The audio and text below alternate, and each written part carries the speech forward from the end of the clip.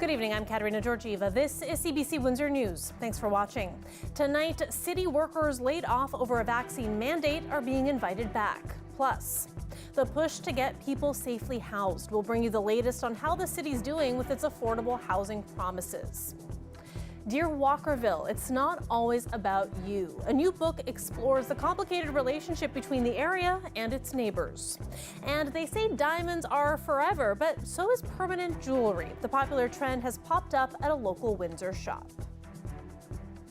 Some City of Windsor workers who were fired last year for not disclosing their COVID-19 vaccine status have now been asked to return to work. Several workers are also still part of an ongoing lawsuit against the city over their dismissal. CBC's Jennifer LaGrassa has been following this story, and she joins me now live outside of City Hall. Jen, why are people being offered their jobs back? The city says that this is because it has lifted its COVID-19 vaccine mandate. It lifted that in November, and that mandate basically said that people had to disclose their vaccination status. Workers who didn't were initially laid off, and then they were eventually dismissed. So last January, the city fired 104 part-time and full-time staff members for not disclosing their COVID-19 vaccine status. Now it says that that number is actually 84, and it says that there was a grace period given to people, so some of them had extra time to claim their status, which is why those numbers might be different. Of those 84, 67 have been asked to return. The city says that 18 have accepted, 5 are still in talks with the city's HR department, and 4 have declined. Now, vaccine mandates have been controversial, but the city says that as it welcomes these people back, it's expecting everyone to be professional. We strongly stand by our respectful workplace policy. We will enforce it. We welcome these individuals back. What's past is past. And I mean, there won't be any tolerance for any sort of harassment from any party going forward. Jen, why have some people not been rehired? I'm told there is really a variety of reasons why. So 17 workers who were fired have not been brought back. And one of the things could be that there was settled grievances or outstanding grievances that are still being worked through. There might be other job-related issues or reasons. And for some, they actually didn't have a job to come back to. So depending on their collective agreement, if their job was filled, they might not have the right to bump that person out. And Jen, some of those workers returning to work, they might actually be part of an ongoing lawsuit against the city, because we know one of the lawsuits involves 30 workers. You've been following that case. Where does that sit now?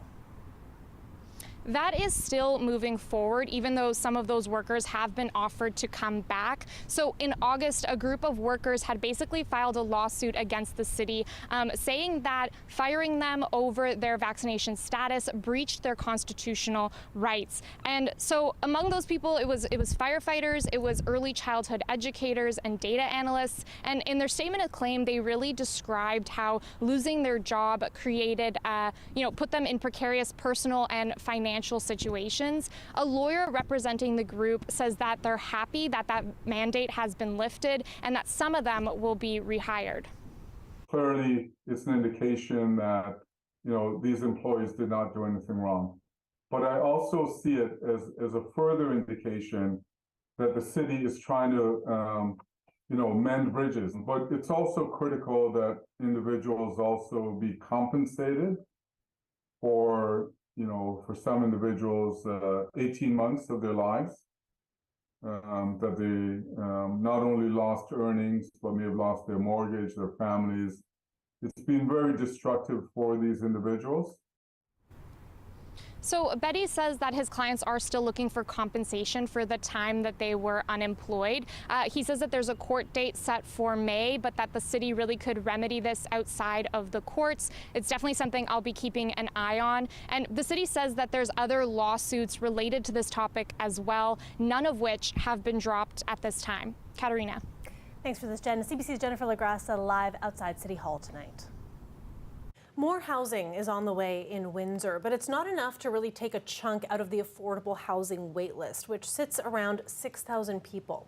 But those who have nowhere to go and are living on the street do have some resources to help. Stacey Janzer has been looking into what more can be done to get people into housing and joins us in studio. So Stacey, talk us through what supports are out there. Well, I talked with a few people who help run the programs in the city, and they say there's many ways to access support here, including the Homelessness and Housing Help Hub. That's run out of Waterworld. It came as a response to the pandemic and the closure of many public buildings. Jennifer Tanner is the manager. Those at H4 help those experiencing homelessness find housing, as well as other community supports. She says there's work going on behind the scenes to get more affordable housing. Me and our colleagues in the housing department, we turn over every stone and try to find all the capital dollars that we can to increase the supply of affordable housing, whether that's through federal, provincial, or municipal funding. So there is some progress being made, and there are some builds happening for new affordable housing. But honestly, they're smaller projects. It's adding 5 units here or 20 units there, and really when the community needs thousands of units. And Tanner says since H4 opened up in 2020, 1,600 people have been housed, and that's in conjunction with other city housing programs. But the list of people experiencing homelessness keeps growing. There's 566 households. Of those, the majority are single people, while 43 families, they make up the remainder of that number. So Stacey, we know that there are affordable housing units coming this year, but what more is being actively done to reduce that wait list? Well, I spoke with Family Services Windsor Essex, who also help place homeless people in housing, and they say it's hard because of the high rental market. Working with people with limited income can be very difficult. The wait list as of mid-December for affordable housing is around 6,000. What they need, basically, more affordable housing. I don't think that is with any one person or organization. I really do think it's a systemic issue that we need to come together and look at. And how can we get some private landlords on site and have that discussion with them and try to figure out how can we get private landlords involved in helping us house people and get people off the streets, and what incentives do we need to give. And so I think it's a big issue, and it needs to be a full community response. And yesterday you heard from Seth Lob, who lives on the streets. Tanner says when she saw our story, she wanted to check if he could be considered for the new bill just down the street on Crawford for youth at risk of homelessness, but he's aged out. And she says they'll continue to work with them and do the best they can for him, Kat. Thanks for the story, Stacey. Boardwalk at Point Pelee National Park. The park is about to shut down for most of January. It's time for the annual deer cull. The park will be closed to visitors starting Thursday. Parks Canada and Caldwell First Nation will be reducing the deer population. They say there's more than 60 deer in the park, and the herd is threatening species at risk of going extinct. This hunt will reduce the population by half, which Parks Canada says the park can support. Some of Canada's top corporate executives are so highly paid that as of this morning, they've already collected more since the start of the new year than the average worker will earn for this entire year. A report released today by the Canadian Centre for Policy Alternatives says the 100 best paid CEOs in this country now receive well over 200 times more than the typical worker. CBC's Nisha Patel has the story. Many Canadians are living paycheck to paycheck, but it's a different reality for some of the country's highest paid CEOs. Obviously, there's some disparity. It's a really huge gap. New numbers show CEOs received record high compensation in 2021. The top 100 executives raked in an average $14.3 million.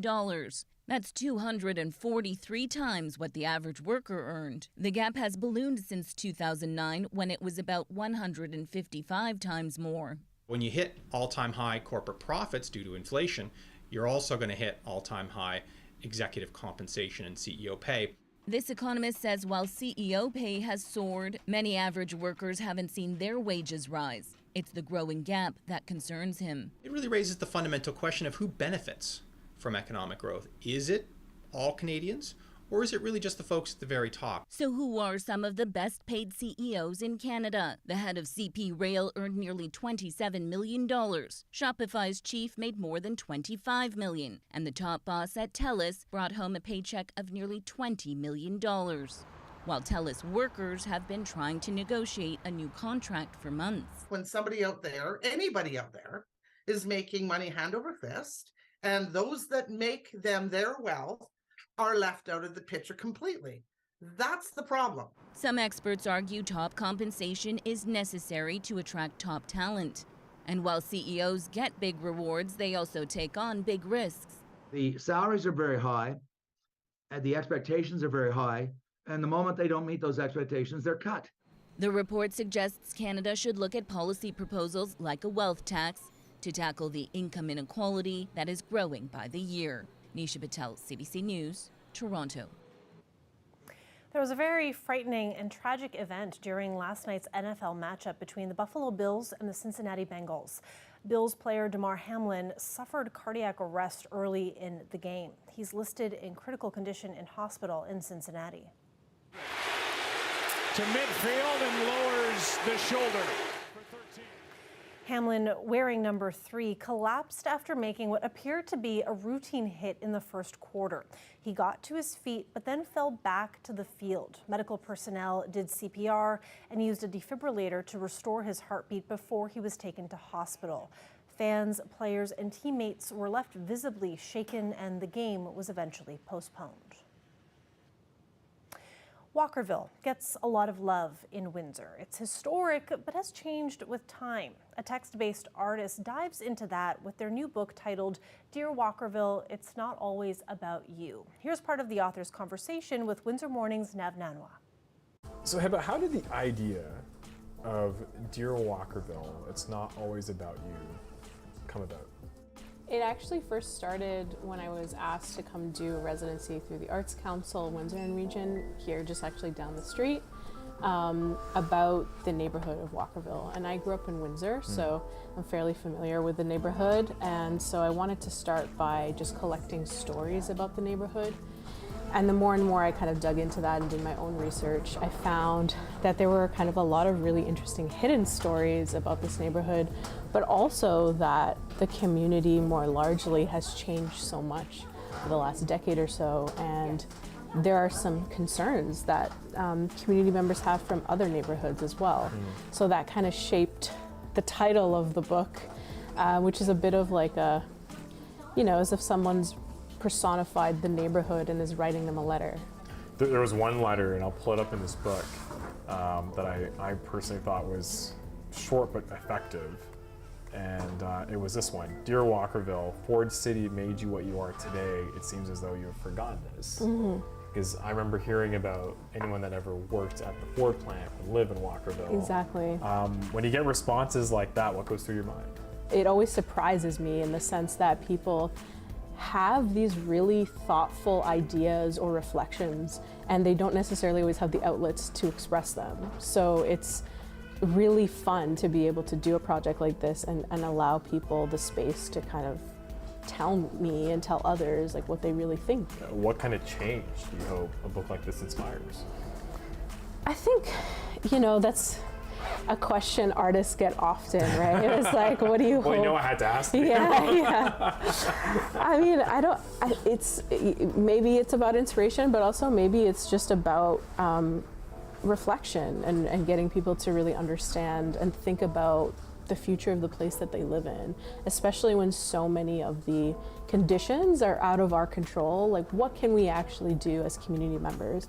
What can we actually do to help others in our community or other neighborhoods? And it doesn't have to be like massive kind of like municipal change, which I think would be great, but like there's always kind of grassroots, you know, kind of easier things that we can do to support one another. And I think ideally that's what I would hope people start to think about when they read this book. Another very foggy day here in Windsor, and that rainfall warning that we had, it's come to a close, but it's been replaced by a fog advisory. Colette Kennedy will have more right after the break. Stay with us.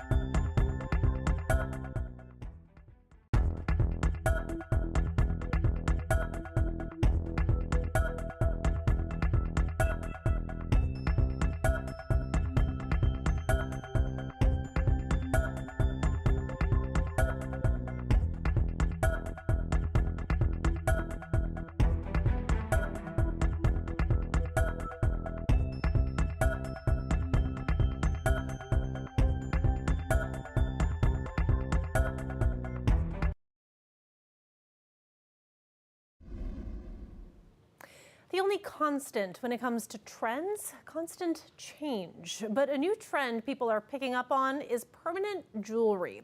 It was made popular by the Netflix show Love is Blind, and there's a shop in downtown Windsor that offers this kind of bling.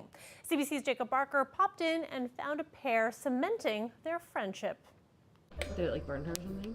No. We've been wanting to do it for a while, actually. We've talked about it a lot. Yeah, doing a Toronto trip. Yeah, and then we heard that they were doing them in Windsor, so. Yeah. Adult Perfect friendship timing. bracelets. Yeah. Yeah. Permanent. Permanent friendship. Are you guys best friends? We are. Why did you want the bracelets? We both love gold. That is and true. Big jewelry. When we heard they were solid gold, we were sold. Yeah. I think it's just a cool, like, I don't know, item It's of a your cool friendship. experience to do with your friends. Yeah. When you're kids, you always do friendship bracelets, but it's like the permanent adult version of it now. Yeah. Ready, friends? Ready. Is it permanent? Is it staying? Are those staying on forever? Forever. Forever. Oh, yeah. We're Until getting buried someone- in these. Until someone rips it off. Definitely a lot of best friends coming in for bracelets, like they said, so friendship bracelets. It was popularized on TV, Love is Blind, a couple did it. As permanent as it gets, I guess, huh? Yeah. And hopefully that's what marriage is. I'm Pretty- not, pretty going real. into the marriage hoping it's not permanent, so. Yeah. This is a big step for us. I've been making jewelry myself for about 12 years, almost 13 years now. So I'm currently in a stage where I'm changing the way that I make jewelry as well. So I'm switching to silversmithing and more fine metals like 14 karat gold and sterling silver. So it's part of the change. Why would people want this? Because it's a nice bracelet that it's gold, so you don't have to ever take it off anyway. You can wear it in the shower, you can wear it at all times. People like me, even though I make jewelry, I'm not very good at putting it on, and if I were to take it off at night, I wouldn't put it back on. So it's perfect for people like me who don't like to think about the jewelry they wear. It's just there. Here, you want some better light on it?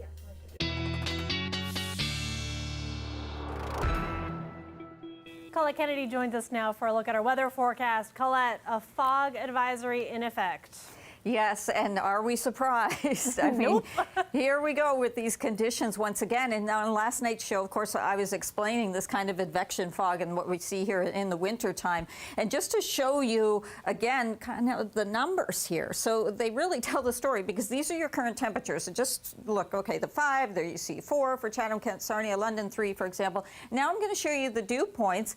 And, oh, what do you notice? 5, 4, 4, 3. Yeah, they're exactly that the air is saturated. So something has to form as it condenses. And in this case, it's fog, which is also kind of cloud, a low-level stratus cloud. So there we are once again without the conditions really to help move it along either when you see just how light the winds are, so any kind of mixing of the atmosphere, which could help somewhat, just not really happening here. So that mild, very moist air pushing over ground that is cooler here. So the fog advisory is Sarnia, yes, including this, and of course for Windsor, Leamington, Chatham, Kent, through this area in terms of what we're seeing. The rainfall warnings now just well over towards the Niagara region, still along the north shore of Lake Erie there, but on the eastern end with an additional 15 to 25 millimeters to fill in overnight tonight. And filling in it does. So we get into these lulls where it's fog or some drizzle or that almost like the sky is spitting at you.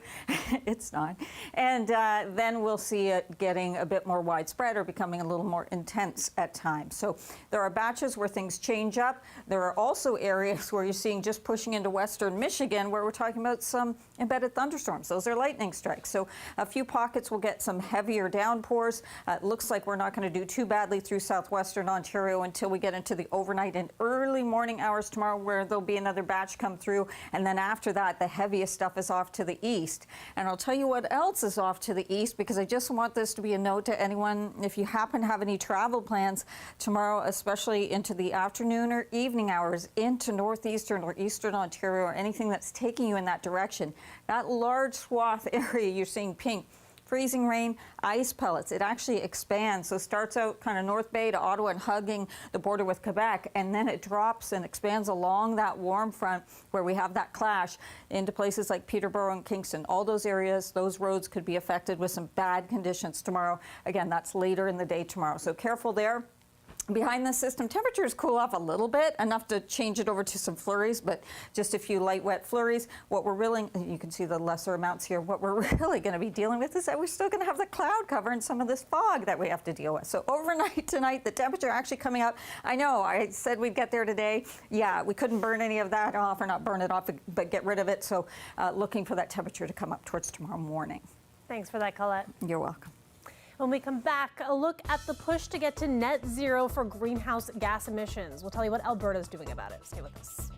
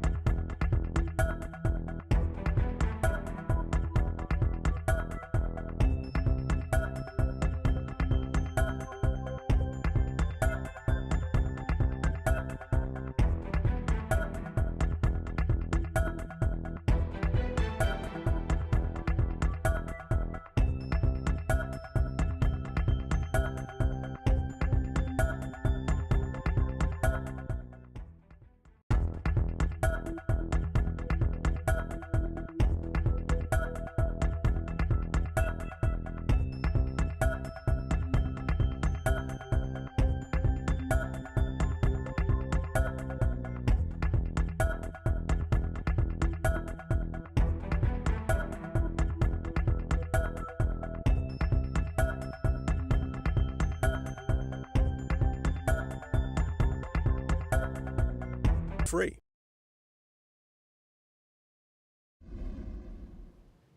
The U.S. House of Representatives has adjourned for the day after 3 rounds of voting for the next House Speaker. Republican nominee Kevin McCarthy has not been able to muster the support needed to win the marathon vote. The House stands adjourned until noon tomorrow. McCarthy received just 202 votes in the 3rd round, 1 less than in the first 2, and even less than Democrat Hakeem Jeffries received in the Republican-controlled House. 19 Republicans did not vote for McCarthy, so he fell short of the 218 votes needed. Hardliners in his own party are determined to keep him from winning. This is the first time in 100 years lawmakers have had to move on to multiple ballots. The push to get to net zero for greenhouse gas emissions is fueling worldwide efforts to stop burning fossil fuels. It's a major shift for many jurisdictions, and here in Canada, Alberta will be taking a big step in 2023. It'll stop generating electricity using coal several years ahead of schedule. But as CBC's Aaron Collins explains, Alberta's grid is still far from being green.